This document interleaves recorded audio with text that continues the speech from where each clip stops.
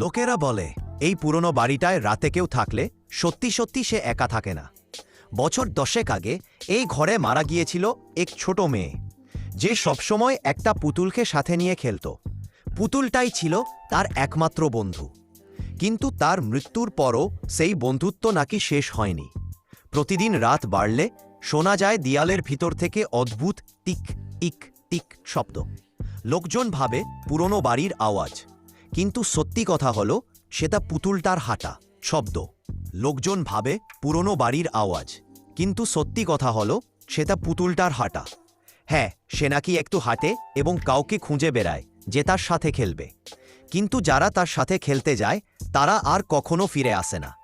আর আজ এই মুহূর্তে তুমি তার চোখের দিকেই তাকিয়ে আছো। হলুদ জ্বলে ওঠা ওই দুটো চোখ তোমার দিকে তাকিয়ে হাসছে। সে শুধু একটা প্রশ্ন করতে চায়, আমার সাথে খেলবে?